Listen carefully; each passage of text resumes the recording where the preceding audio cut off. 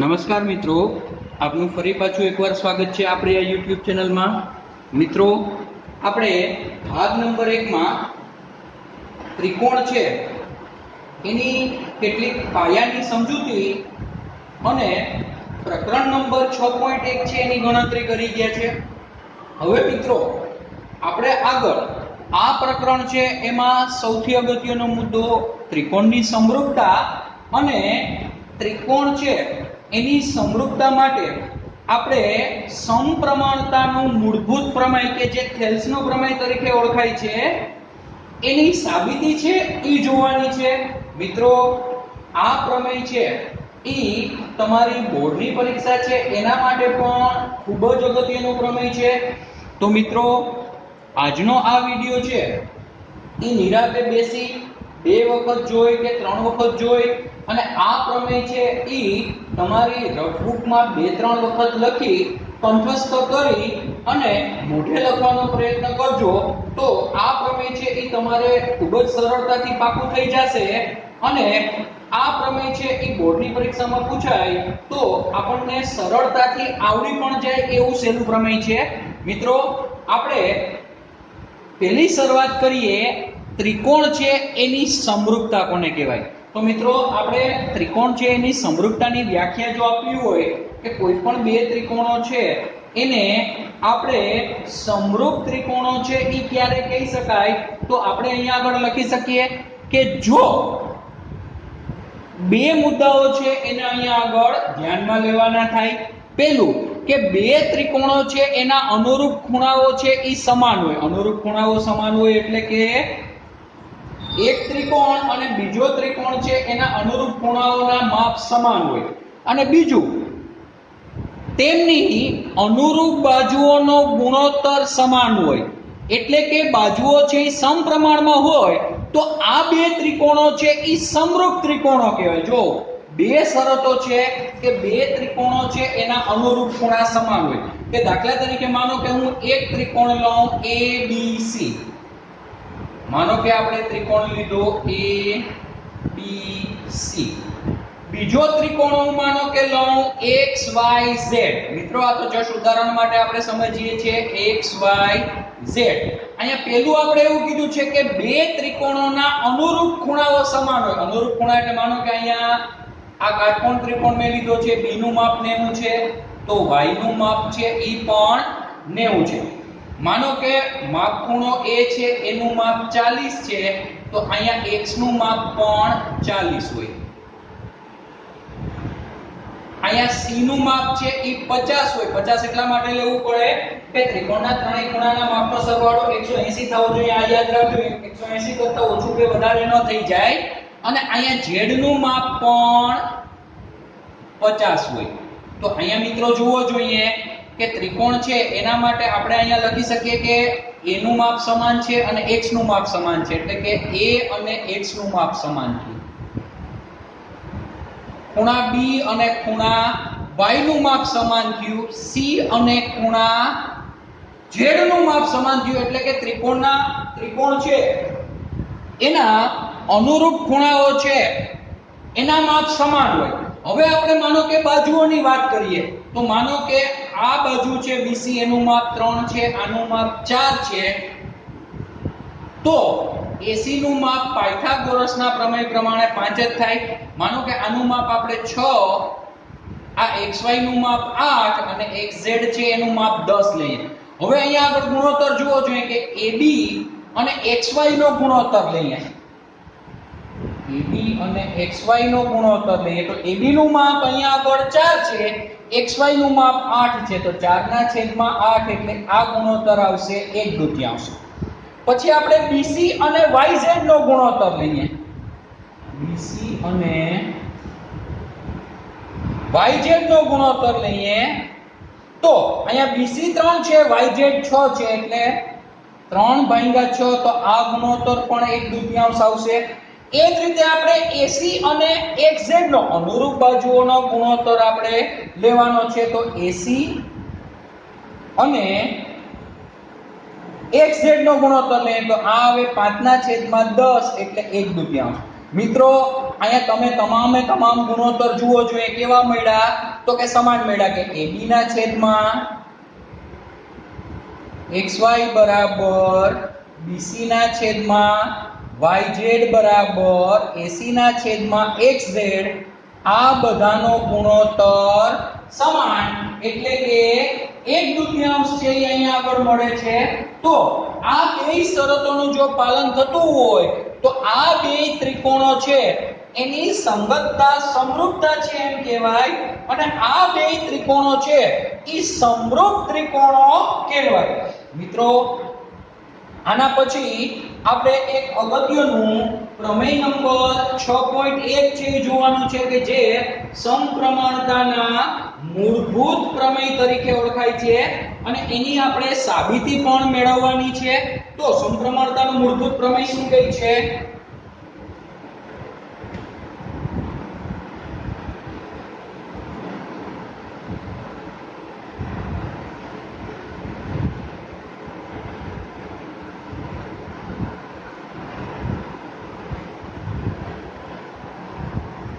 મિત્રો સમપ્રમાણતાનું મૂળભૂત પ્રમેય એમ કહે છે કે જો ત્રિકોણની કોઈ એક બાજુને સમાંતર દોરેલી રેખા જો આ ધ્યાન રાખજો અહીંયા આપણે પરીક્ષામાં એ રીતે પૂછાય છે કે સમપ્રમાણતાના મૂળભૂત પ્રમેય છે એનું વિધાન લખો અને સાબિત કરો એટલે વિધાને તમારે યાદ રાખવાનું થાય કે જો ત્રિકોણની એક બાજુને સમાંતર દોરેલી રેખા માનો કે આપણે એક ત્રિકોણ ABC દોરીએ માનો કે આ ત્રિકોણ આપણો છે ABC હવે અહીંયા એક બાજુ એટલે કે માનો કે BC છે એને સમાંતર આપણે રેખા L દોરીએ માનો કે આ BC છે એને અહીંયા મેં સમાંતર રેખા L દોરી હવે બાકીની બે બાજુઓને ભિન્ન બિંદુઓમાં છેદે એટલે કે માનો કે આ રેખા L છે AB ને D બિંદુમાં અને AC ને E બિંદુમાં છેદે છે અહીંયા આપણે કીધું છે કે જો ત્રિકોણની કોઈ એક બાજુને એટલે કે અહીંયા BC ને દોરેલી સમાંતર રેખા બાકીની બે બાજુઓને ભિન્ન બિંદુઓમાં છેદે એટલે કે AB છે એને D માં અને AC છે એને E માં છેદે તો બાજુઓ ઉપર કપાતા રેખાખંડો જો બાજુઓ ઉપર અહીંયા કેટલા રેખાખંડો બન્યા આ AB બાજુ હતી એમાં બે રેખાખંડ બની ગયા એક AD અને DB એ જ રીતે AC બાજુ હતી એમાં બે રેખાખંડ બની ગયા AE અને EC તો આપણે એમ કહી શકીએ કે બાજુઓ ઉપર કપાતા રેખાખંડો તે બાજુઓનું સમપ્રમાણમાં વિભાજન કરે બાજુઓનું સમપ્રમાણમાં વિભાજન કરે એટલે આપણે એમ કહી શકીએ કે AD અને DB આનો ગુણોત્તર બરાબર AE અને EC નો ગુણોત્તર થાય અથવા તમે આમે લખી શકો કે AD અને AE નો ગુણોત્તર બરાબર DB ના છેદમાં EC આપણે સાબિત કરવાનું છે કે AD છેદમાં DB બરાબર AE છેદમાં EC આવું આપણે સાબિત કરવાનું છે તો મિત્રો તમે આ ત્રિકોણ છે એની સમરૂપતા કોને કહેવાય એનું ઉદાહરણ લખી લો પછી પ્રમેય 6.1 છે એનું વિધાન લખી લો આપણે પ્રમેય 6.1 છે એની સાબિતી છે એ ધ્યાનમાં લેવાની છે અને આ તમારે ખાસ પાકી પણ કરવાની છે તો પહેલા આ મુદ્દાઓ છે એ નોંધી લો ચાલો મિત્રો આ પ્રકરણનું આપણું અગત્યનું પ્રમેય 6.1 સમપ્રમાણતાનું મૂળભૂત પ્રમેય આપણે જોઈએ આ પ્રમેય છે થેલ્સના પ્રમેય તરીકે પણ ઓળખાય છે અને બહુ અગત્યનું છે સમપ્રમાણતાનું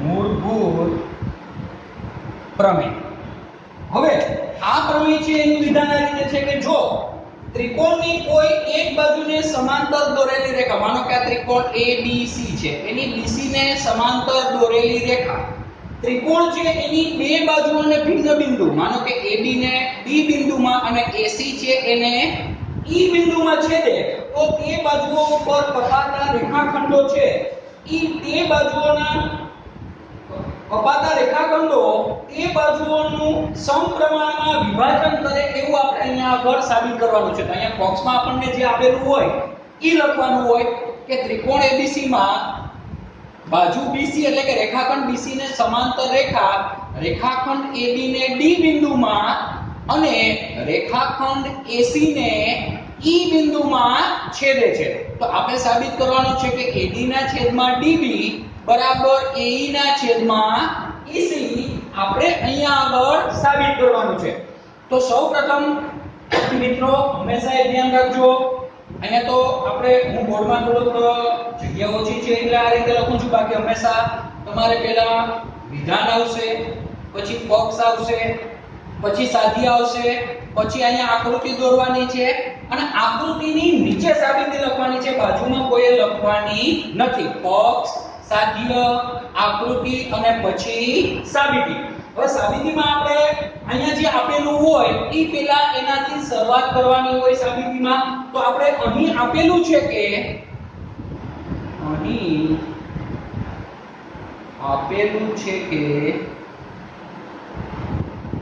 ત્રિકોણ ABC ની બાજુ મિત્રો આ સાબિતી છે એ તમારી બુકમાં આપેલી છે, એમાંથી ને હું કરાવું છું. તો તમે તમારી બુક છે એનો પણ અહીંયા આગળ ઉપયોગ છે એ કરી શકો કે ત્રિકોણ ABC ની બાજુ BC ને સમાંતર રેખા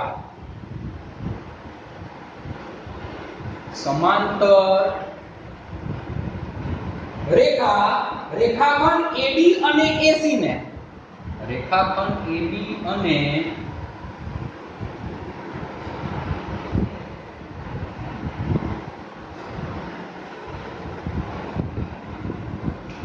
કે BC ને સમાંતર રેખા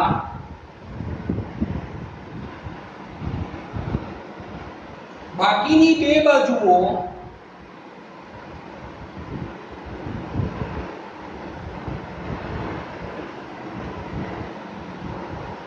રેખાખંડ AB અને AC ને અનુક્રમે D અને E માં છેદે છે.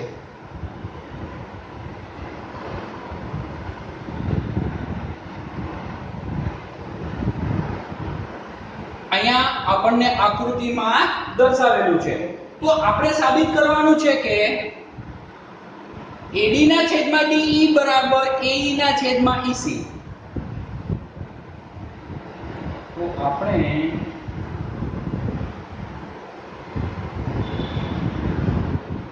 સાબિત કરવાનું છે કે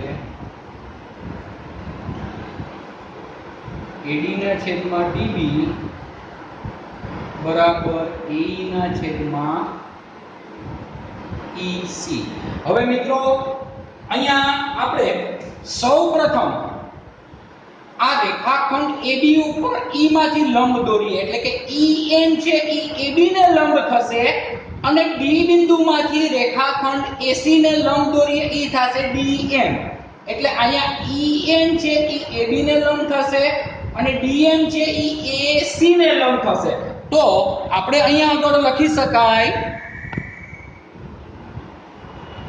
કે BE અથવા અને બીજું આપણે B અને E અને C અને D ને જોડવાના છે. તો આપણે લખી શકીએ કે BE અને CE જોડો, BE અને CB જોડો, BE અને CD જોડો અને અહીંયા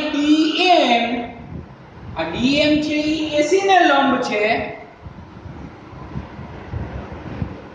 અને EN એ AB ને લંબ છે. EN લંબ AC દોરો.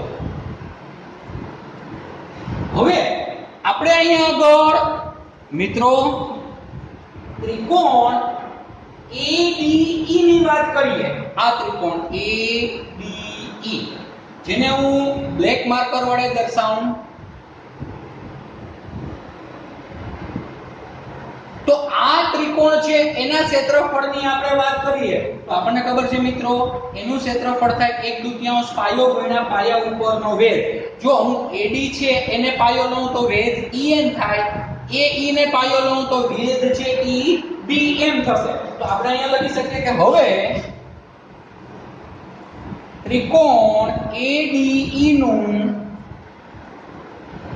ક્ષેત્રફળ એટલે 1/2 પાયો ગુણ્યા પાયા ઉપરનો વેધ એટલે કે 1/2 AD ગુણ્યા EN થાય.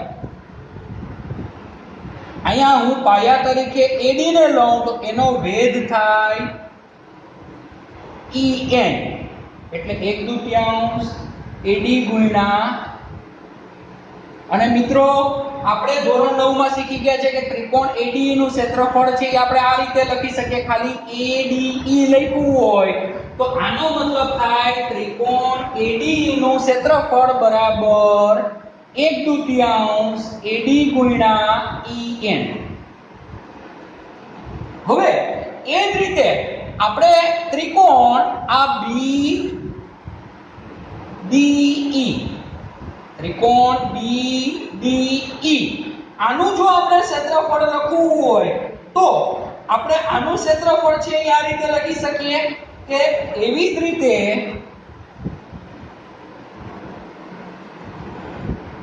ત્રિકોણ BDE નું ક્ષેત્રફળ એટલે 1/2. અહીંયા જો હું પાયો તરીકે DD લઉં આ DD તો એનો વેધ થાય EN કારણ કે ગુરુકોણ ત્રિકોણમાં વેધ છે એ ત્રિકોણની બહાર આવે એટલે DB ગુણ્યા EN.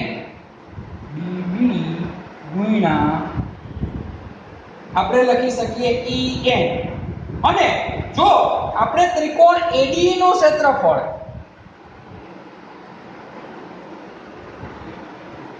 આપણે આ રીતે લખીએ AE છે એને પાયા તરીકે લઈએ તો એનો વેધ થાય DM એટલે 1/2 AE ગુણ્યા વેધ DM. અને ત્રિકોણ DEC જુઓ મિત્રો આ ત્રિકોણ DEC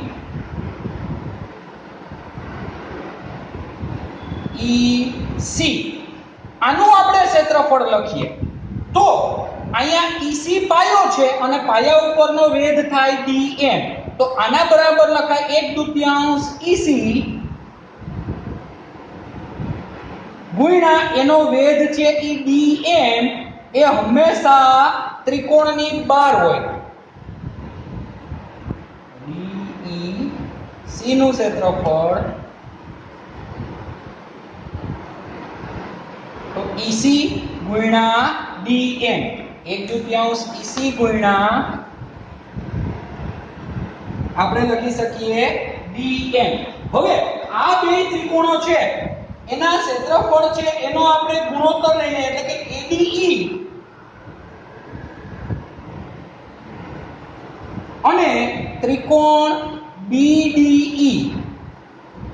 ADE નું ક્ષેત્રફળ છે 1/2 AD ગુણ્યા EN અને BDE નું ક્ષેત્રફળ છે 1/2 DB ગુણ્યા EN.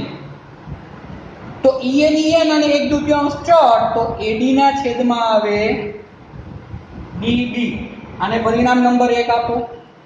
એ જ રીતે ત્રિકોણ ADE